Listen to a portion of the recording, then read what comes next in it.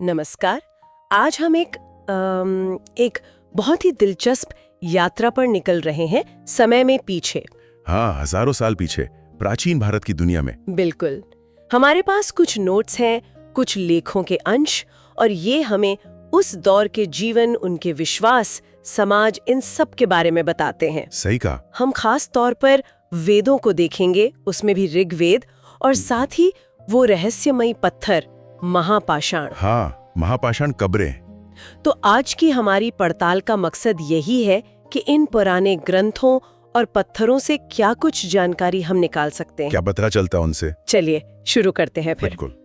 ये स्रोत हमें उस वक्त की झलक देते हैं जब समाज बन ही रहा था, आस्थाएं शक्ल ले रही थीं। लोग दुनिया को समझने की कोशिश कर रहे थे। हाँ, तो इन स्रोतों से अहम बातें निकालना, समझना कि उनके लिए क्या मायने रखता था, यही कोशिश रहेगी।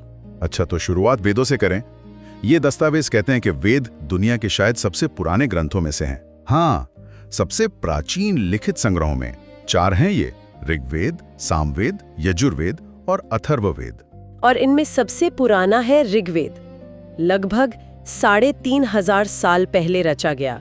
ये तो बहुत ही ज्यादा पुराना है। हैरत अंगेज है ना? और ऋग्वेद कोई छोटी किताब नहीं है। इसमें 1000 से भी ज्यादा प्रार्थनाएं हैं। प्रार्थनाएं? हाँ, जिन्हें सूक्त कहते हैं। सूक्त, इसका मतलब? अच्छी तरह से बोला गया। ये अलग अलग देवी देवताओं की तारीफ में है, जैसे अग्निदेव, आग के देवता। हाँ, फिर इंद्र जो एक योद्धा देवता थे, और सोम। सोम, ये कोई देवता थे? सोम दरअसल एक पौधा था। हाँ? उससे एक खास तरह का पेय बनाया जाता था। अच्छा, और ये प्रार्थनाएं लिखी किसने? हमारे नोट्स में लिखा है कि ऋषियों ने। ज्यादातर पुरुष ऋषि थे। हाँ, लेकिन कुछ महिलाएं भी थीं।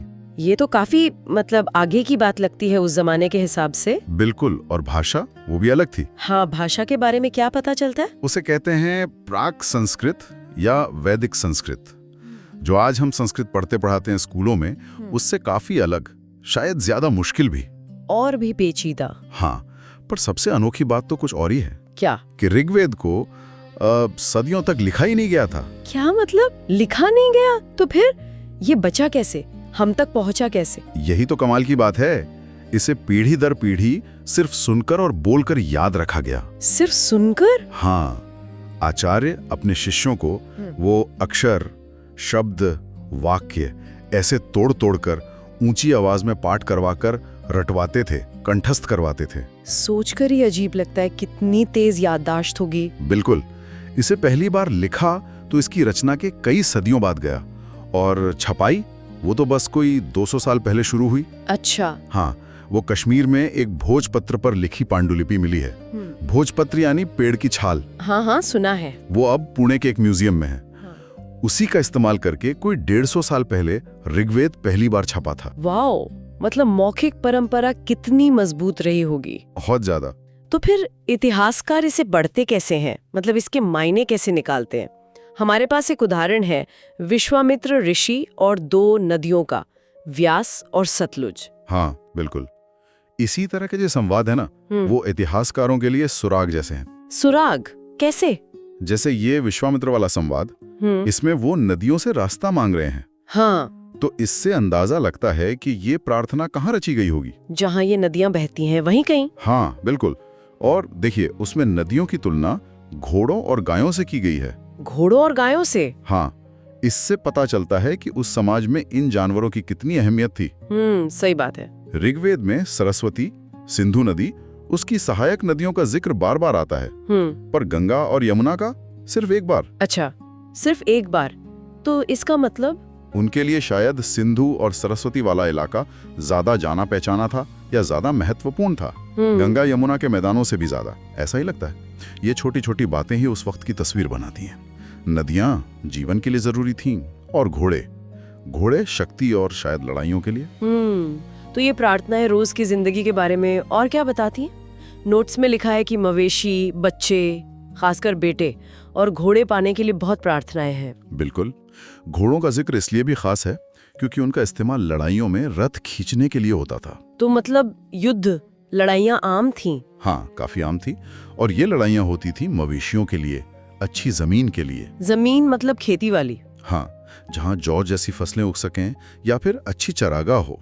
पानी के स्रोतों पर कब्जे के लिए भी लड़ते थे और लोगों को बंदी बनाने के लिए भी। लोगों को बंदी बनाने के लिए? हाँ, और युद्ध में जो भी मिलता था, धन, मवेशी, उसका बंटवारा होता था। कैसे? कुछ हिस्सा सरदार रखते थे, कुछ पुरोहितों को मिलता था और बाकी आम लोगों में बंट जाता था। और कुछ पैसा यज्ञों में भी लगता था? हाँ, यज्ञ जनुई थे।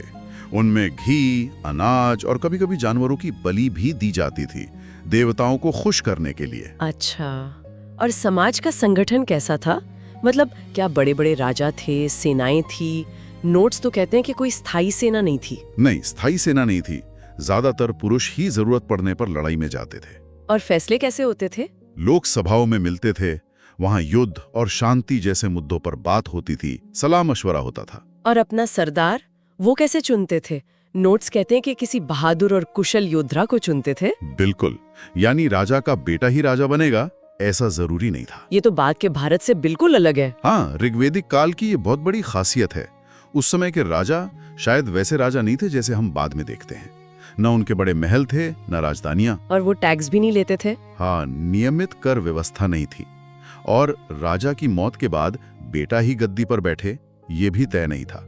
लगता है कि कबीले की एक आम सभा होती थी, शायद समिति कहते थे उसे। समिति? हाँ, वही अपने नेता या सरदार को चुनती थी।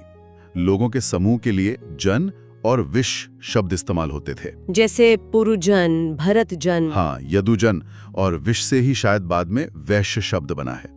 ये दिखाता है कि शुरुआत में शायद योग्यता और सबकी राय को ज्यादा महत्व दिया जाता था। कमाल है, मतलब एक तरह की सहमति वाली व्यवस्था। अच्छा, पुरोहितों का भी जिक्र है, ब्राह्मण भी कहा गया है उन्हें कभी कभी।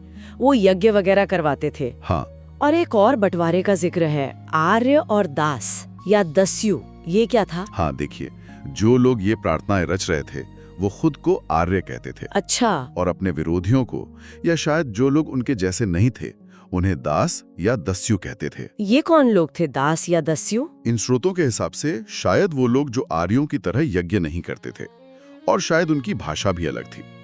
पर दिलचस्प बात यह है कि समय के साथ दास शब्द का मतलब बदल गया। स्त्रीलिंग दासी, इसका मतलब हो गया गुलाम। गुलाम? हाँ, ये वो औरतें और मर्द होते थे जिन्हें लड़ाइयों में बंदी बना लिया जाता था।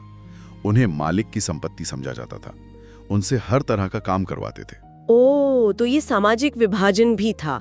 अच्छा, तो ये तो हुई वेदों की बात, विचारों की, समाज की। लेकिन इतिहास सिर्फ शब्दों में नहीं होता, पत्थरों में भी होता है ना? बिल्कुल। तो अब उन प्राचीन कब्रों की बात करते हैं। महापाषाण, ये क्या चीज है? महापाषाण, जैसा नाम से ही पता चल रहा है, महा यानी बड़ा, पाषाण यानी पत्थर। बड़े पत्थर? हाँ, असल में ये बड़े बड़े पत्थर के टुकड़े हैं, शिलाखंड हैं, जिन्हें खास तरीके से दफनाने की जगहों पर लगाया जाता था। ये कोई ऐसी रखे पत्थर नहीं थे, इन्हें लगाने में योजना लगती थी, मेहनत लगती थी। और ये कब की बात है? ये प्रथा करीब 3000 साल पहले शुरू हुई, मतलब ऋग्वेद के लिखे जाने के कुछ सदियों बाद, उसी दौर के आसपास। और कहाँ मिलती हैं ये कब्रें? ये दक्कन के पठार में, दक्षिण भारत में, उत्तर पूर्वी भारत में और कश्मीर में भी मिली हैं। अच्छा, कई जगह? हाँ, कुछ महापाषाण तो जमीन के ऊपर साफ दिखते हैं, बड़े पत्थरों के घेरे या अकेले खड़े पत्थर की तरह, और कुछ जमीन के नीचे होते हैं। तो ये एक तरह के स्मारक थे या कब्र के निशान? हाँ, कह सकते हैं। इनके अंदर क्या मिलता था? क्या सब एक जैसी थी? देखिए, सब में कुछ समानताएं तो थी। जैसे ज्यादातर कब्रों में मृतकों के साथ खास तरह के मिट्टी के बर्तन रखे जाते थे। मिट्टी के बर्तन? हाँ, उन्हें पुरातत्वविद कहते हैं काले और लाल मिट्टी के बर्तन, ब्लैक एंड रेड वेयर। ये उस दौर की एक पहचान जैसे हैं। अच्छा, और क्या मिलता था? लोहे के औजार और हथियार भी आम हैं, कुल्हाड़ियां, कटारें, इस तरह की चीजें। लोहा भी इस्तेमाल होता था मतलब? हाँ, बिल्कुल। घोड़ों के कंकाल भी मिले हैं कुछ कब्रों से, उनका साजो सामान भी, और पत्थर और सोने के गहने भी। सोना भी? हाँ, ये सारी चीजें हमें उनकी तकनीक, उनके जीवन में घोड़ों की जगह और शायद मौत के बाद के जीवन के बारे में उनके क्या विश्वास थे, इसका अंदाजा देती हैं। और बनावट में कुछ फर्क था कब्रों की? हाँ, कुछ कब्रें जमीन के नीचे पत्थर की पेटियों जैसी बनी होती थी, सिस्ट कहते हैं उन्हें, और उनमें कभी कभी एक बड़ा गोल सुराख होता था। सुराख? कब्र में छेद, वो क्यों? पोर्ट होल कहते हैं उसे। इसका मकसद शायद बड़ा दिलचस्प था। क्या? ऐसा मानते हैं कि ये सुराख इसलिए होता था ताकि एक ही परिवार के दूसरे सदस्य जिनकी मौत बाद में हुई हो, उन्हें उसी कब्र में दफनाया जा सके। ओह, मतलब एक तरह की फैमिली वॉल्ट। हाँ, कह सकते हैं, क्योंकि कई महापाषाण कब्रों में एक से ज्यादा कंकाल मिले हैं। ये इसी बात का सबूत है। अच्छा, और कब्र की पहचान के लिए? उसके चारों ओर बड़े पत्थर गोल आकार में लगा देते थे, या फिर एक अकेला ऊंचा पत्थर खड़ा कर देते थे निशान के तौर पर। और क्या इन कब्रों से सामाजिक हैसियत का भी पता चलता है, अमीरी गरीबी का? हाँ, बिल्कुल पता चलता है, बहुत साफ। जैसे कर्नाटक में एक जगह है ब्रह्मगिरी, वहाँ एक कब्र में एक कंकाल के साथ 33 सोने के मनके मिले हैं। 33 सोने के मनके? हाँ, और 2 पत्थर के मनके, 4 तांबे की चूड़ियां, एक शंख भी। जबकि उसी जगह पर दूसरी कब्रों में कंकालों के पास सिर्फ कुछ मिट्टी के बर्तन ही थे। तो ये तो साफ फर्क दिखाता है। बिल्कुल साफ पता चलता है कि समाज में हैसियत का और दौलत का फर्क था। कुछ लोग ज्यादा अमीर थे, या शायद सरदार थे, मुखिया थे, और बाकी आम लोग। तो ये कब्रें सिर्फ मौत का नहीं, समाज का भी आईना है। मतलब कब्रें भी कहानियां कह रही हैं, सामाजिक दर्जे की भी। अब नोट्स में एक और जगह का जिक्र है, इनाम गांव। ये कहाँ है और ये क्यों खास है? हाँ, इनाम गांव ये महाराष्ट्र में है। भीमा नदी की एक सहायक नदी है, घोड़ नदी, उसके किनारे पर थी ये बस्ती। अच्छा। यहाँ लोग करीब 3600 से 2700 साल पहले रहते थे, मतलब महापाषाण काल के आसपास ही। और यहाँ की कब्रों में क्या खास है? यहाँ भी काफी जानकारी मिली है। यहाँ आमतौर पर जो वयस्क लोग मरते थे, उन्हें गड्ढे में सीधा लिटाकर दफनाते थे। सिर उत्तर की तरफ रखते थे। उत्तर की तरफ? हाँ, और कई बार तो लोगों को उनके घर के अंदर ही दफना दिया जाता था, आंगन में या कमरे में। घर के अंदर? ये तो बहुत ही अलग बात है ना? और उनके साथ मिट्टी के बर्तन भी रखते थे, शायद उनमें खाने पीने की चीजें रखी जाती होंगी। क्या वहाँ कोई ऐसी कब्र मिली जो बाकियों से बहुत अलग हो, खास? हाँ, एक कब्र तो बहुत ही खास मिली है, बहुत ज्यादा। कैसी? वहाँ एक आदमी को एक बड़े से घर के आंगन में दफनाया गया था। 5 कमरों वाला घर था वो। 5 कमरे? हाँ, और उसे लिटाया गया था मिट्टी के बने एक बड़े 4 पैरों वाले संदूक जैसे बर्तन में। संदूक में? हाँ, और ये घर बस्ती के ठीक बीच में था। गांव के सबसे बड़े घरों में से एक था, और उसमें अनाज रखने का एक बड़ा गोदाम भी था। 5 कमरों का घर, बीच बस्ती में गोदाम भी। ये तो पक्का कोई बड़ा आदमी होगा, कोई सरदार या मुखिया। लगता तो ऐसा ही है। ये शायद ऋग्वेद वाले चुने हुए सरदार से थोड़ा अलग है। यहाँ शक्ति और संसाधन एक जगह जमा होते दिख रहे हैं। शायद सामाजिक ढांचा बदल रहा था। हो सकता है। हाँ, एक और बात, उस आदमी के पैर मुड़े हुए थे, शायद उस संदूक में फिट करने के लिए मोड़ दिए गए हों। अच्छा, और इनाम गांव के लोग खाते पीते क्या थे? क्या सबूत मिले? अरे बहुत कुछ मिला है। पुरातत्वविदों को वहाँ गेहूं, जौ, चावल, दालें, बाजरा, मटर, तिल, इन सब के बीज मिले। खेती करते थे मतलब? हाँ, और जानवरों की हड्डियां तो इतनी मिली हैं, गाय, बैल, भैंस, बकरी, भेड़, कुत्ता, घोड़ा, गधा, सुअर। पालतू जानवर? हाँ, और जंगली भी, सांबर, चीतल, काला हिरण, खरगोश, नेवला, कई तरह की चिड़िया, घड़ियाल, कछुआ, केकड़ा, मछली, सबकी हड्डियां मिली हैं। बाप रे, इतनी लंबी लिस्ट! और इतना ही नहीं, वो लोग बेर, आंवला, जामुन, खजूर और दूसरी जंगली बेरियां भी जमा करते थे। तो मतलब खेती भी, पशुपालन भी, शिकार भी, और जंगल से चीजें इकट्ठा करना भी। बिल्कुल। ये दिखाता है कि वो अपने आसपास के माहौल का कितना भरपूर इस्तेमाल करना जानते थे। हाँ, कितने साधन संपन्न थे। सही बात है। अच्छा, इन सब के अलावा हमारे स्रोतों में एक और नाम है, चरक। ये कौन थे? हाँ, चरक का नाम आता है। वो एक बहुत प्रसिद्ध वैद्य थे, आज से लगभग 2000 साल पहले हुए। वैद्य मतलब डॉक्टर? हाँ, आयुर्वेद के। उन्होंने एक बहुत मशहूर किताब लिखी, चरक संहिता, चिकित्सा पर। आज भी आयुर्वेद में ये बहुत महत्वपूर्ण मानी जाती है। अच्छा, हाँ। तो उनका जिक्र क्यों है यहाँ? एक दिलचस्प बात के लिए, इन नोट्स में लिखा है कि चरक ने अपनी किताब में कहा कि इंसान के शरीर में 360 हड्डियां होती हैं। 360? पर आज की साइंस तो कहती है 206 होती है। ये इतना बड़ा अंतर क्यों? हाँ, ये सवाल आता है दिमाग में, पर शायद चरक गलत नहीं थे। हो सकता है उनका गिनने का तरीका अलग था। मतलब मुमकिन है कि उन्होंने सिर्फ जो मुख्य हड्डियां हैं उन्हें ही नहीं गिना, बल्कि दांतों को भी हड्डी माना हो, हड्डियों के जोड़ों को गिना हो, और कार्टिलेज मतलब जो नरम हड्डी होती है, जैसे कान की, नाक की। अच्छा, उन सबको भी? हाँ, उन सबको मिलाकर शायद 360 का आंकड़ा बनता हो। तो ये सिर्फ गिनती का फर्क नहीं, शायद शरीर को देखने का, समझने का एक अलग नजरिया था, हर छोटे हिस्से को महत्व देना। ये दिलचस्प है। तो आज हमने 2 अलग-अलग खिड़कियों से झांका प्राचीन भारत में, है ना? हाँ बिल्कुल। एक खिड़की थी ऋग्वेद के शब्द, उनकी प्रार्थनाएं, उनके देवता, उनका समाज, जहां हमने देखा कि मौखिक परंपरा कितनी शक्तिशाली थी, कैसे नेता चुने जाते थे। और दूसरी खिड़की थी वो खामोश कब्रें, महापाषाण और इनाम गांव जैसी बस्तियों के अवशेष। हाँ, जिन्होंने हमें रोजमर्रा की जिंदगी, मौत के बाद के विश्वास, अमीर गरीब का फर्क, इन सब के बारे में बताया। हमने देखा कि समाज मवेशियों, घोड़ों, युद्ध और यज्ञों के इर्द गिर्द घूमता था। तो इन सब का मतलब क्या निकलता है?